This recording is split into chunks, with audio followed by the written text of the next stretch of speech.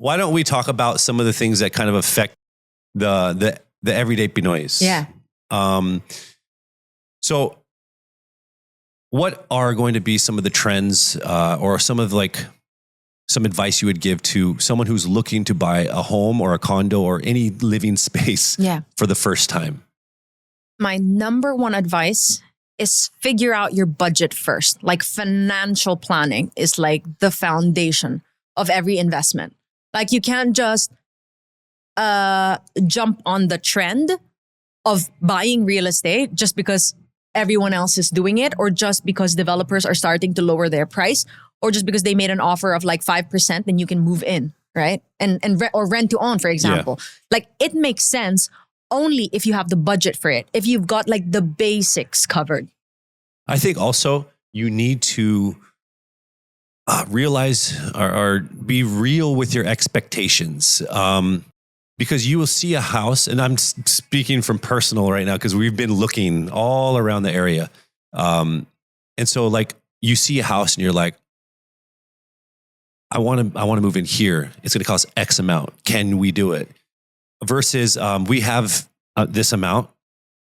What does it fit? Mm-hmm. Because when you look at homes and you're like, it's aesthetically nice, it's in a great area, mm-hmm. and then you're trying to figure out if you have enough money mm-hmm. for it or how much you're going to have to work more versus I have this much and this is what I can move into. So when I say your expectations, it might not be the house that you really want. Correct. Because that's not what you can afford yet. Exactly. So you're going to have to, I wouldn't say lower your expectations. It's more of be real with your expectations. Exactly. And maybe, in the future, you can get into the house that you really want. Exactly. And that's actually really good advice, because what's happening now is if you don't set your expectations early, you blame it always on either the broker, the owner, the developer.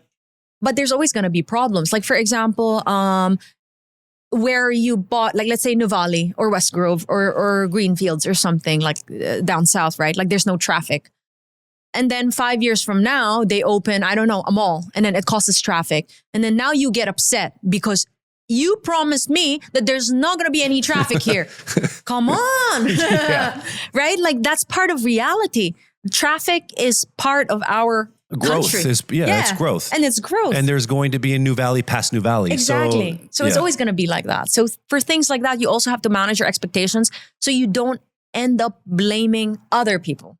Do you think the government is pushing really hard on expanding housing and trying to make it available for lower and middle class income people. So let's say middle class is what, around 50 to 80,000 a month. Is that middle class? Yes, that's middle class. But now the housing that's being provided by the government is under this program called 4PH. So it's more the low cost socialized housing. So it's houses between around 700,000 to 3 million pesos. So do you believe that like these homes with the income of around 40 to about 80,000, can they get into these homes? Is it easier for them now? Well, there's pag-ibig financing, definitely. But again, like going back to my advice, it is doable. There's that option available for every Filipino who is employed, right? Or contributing voluntarily to pag-ibig, because the terms are much longer.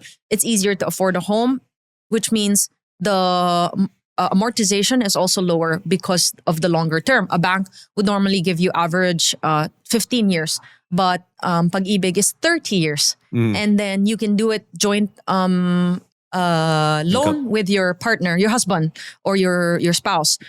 So it is doable. But here's the problem, and that's why I talk a lot about this in my content. Nobody talks about this. Like, none of my friends who are employed, paying for their pag-ibig contribution, are actually buying a house. So for me, I'm like, nobody's using this. Sayang talaga, sayang, because we're paying for that contribution. And you have a maximum 6.5 million pesos. 6.5, kung hindi nyo gagamitin yun, sayang, iba lang gagamit no, naiiwan lang yun sa pag-ibig. But if you use it now, even if you don't need the house, you can rent it out or buy lot. Kasi sayang talaga. Sayang. Wait a second. So how does that work again? Pag-ibig? Yeah, no, I mean, I understand pag-ibig, but like, so many people don't understand that the 6.5, or that's not 6.5 for everybody. It's 6.5 for everyone. Huh? Yeah, max.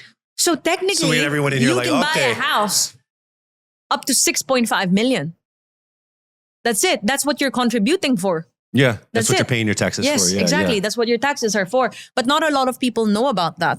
So a lot of people are more inclined to loaning through the banks because it's easier. There are banks everywhere. Oh, branch nito, branch dyan. But if it's pag-ibig, you have to go to their office, right? And I think that's what's stopping people from going for it because of the hassle. It takes longer. For 6.5, I will jump through any hoops and Exactly. windows that you need me to go through. Yeah, so that's my plan. I actually want to do an episode on me applying for a housing loan through pag-ibig. Because I want to use that 6.5 million. Wow. Yeah, I'm paying for that. I think one of the biggest walls, I guess, one of the biggest hurdles to get past is, in order to own a home, you usually have to put down a big down payment. Yeah. 20%, X percent. Is there any way around that in this market? Not in this market, in this system. In this market, actually. Yeah. Right now, it's a buyer's market. Yeah, I know that. When we go look at housing, we're like, oh, no, we want to pay 40% less. They're like, okay. Exactly. So anything can work right now. So if the standard before was 20% down payment, there's a workaround. Like even the developers would now budge. Yeah, like they're 5%. I've seen it. Yeah, they're throwing out all kinds of crazy ideas. Exactly. So you can propose now to developers, to owners, say, this is the best payment terms I can do. They're only going to say yes or no. So one of my clients in BGC, he was really desperate because he wanted to buy a resort in Thailand. So he said, Michael, I really want to get rid of my 3-bedroom condo in BGC. We started at 30 million, 29, 28, 27, 26, 25. We ended up selling it at 24 million pesos in terms. Okay. Monthly payment. You would think that when they go that low, it's just like, okay, just cash, 50% right? cashed out. No. Yeah. No, he accepted a payment. It's like a 30% down payment and then monthly payment. No bank loan, no pag-ibig. Of course, it's not, you can't loan that through pag-ibig, but no bank loan. So he was just like, I'm going to take the risk. Oh, wow. Because I'm desperate. Okay, yeah. So when she says it's a buyer's market, what does that exactly mean? Means the prices of the properties are really low, which means in the past years, if you noticed, if you're renting, you're always at the mercy of your landlord. Which means whatever they say is the truth, right? Like if I say this is worth 50 million, you buy it at 50 million. People are going to buy it at 50 million. But now, since it's a buyer's market, the buyers there's not a lot of us, but when there's a buyer that comes and presents an offer to you, most of the time you say yes. Yeah. Because we can dictate now the price. Just like any business, it's a supply and demand thing. And so in the housing market, just like in any other business, there's a lot of homes. There's a lot of available condos, homes, townhouses. And there's not a lot of buyers. Yes. And so when there's a buyer, all the homes are like, me. And then they're willing to go lower. They're willing to do better deals. Yeah. And so like if you're out there and you're looking to buy, negotiate. Yes. You're in the driver's seat. Exactly. And don't be afraid to negotiate. Yeah, because you can go somewhere else. There's so many homes. Exactly. Especially with condos. Like with houses, it's a little bit more difficult because sometimes, it's a corner lot, a middle lot. There's different features, right? But with a condo, it's all the same. Yeah. So if the one on the 7th floor doesn't agree, I'll offer to the one on the 8th floor. There's 14 others. Yeah, exactly. Yeah. Exactly. So for someone, let's say, who's renting a condo, when do you think it's like the perfect time for them to say, okay, should we buy a house or do we need to buy a house? Are we happy just renting? Are we happy being able to move in these different places? It depends because I think buying a house is really personal, emotional decision. It's not it's like a we've made it type of thing. Exactly. And for many Filipinos, it's really like, I want a legacy. I want that I have a house. My kids will grow up here and then they will inherit this in the future. But from an investment perspective, real estate or buying a house, it really takes a while for you to get your money back, right? Like maybe 30 years before it makes sense to sell it. I mean, some people in some don't. cases. Yeah, some people probably aren't even worried about getting exactly, it back. or they're never going to sell it. So if you're living in a condo, my advice is always, do you really need it? Because if you have kids, it makes sense. Like for me, I moved to Alabang. It makes sense that I'm there. I didn't buy because I can't afford it. It's too expensive. Yeah, same. I'm in the same boat with you. Yeah. It's Hillsborough or Alabang. Yeah, That's so where we're looking. it's so expensive. But the reason why we thought it was time for us to leave the condo was because the price per square of a condo now is too expensive for us.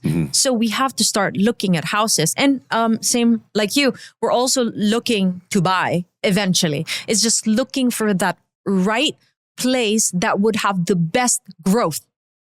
Sa uulitin ang kwentuhan, kulitan at kalokohan. Kaya mag-follow at subscribe na sa YouTube, Spotify at iba pa naming socials para hindi mahuli sa susunod na kwentuhan with KC.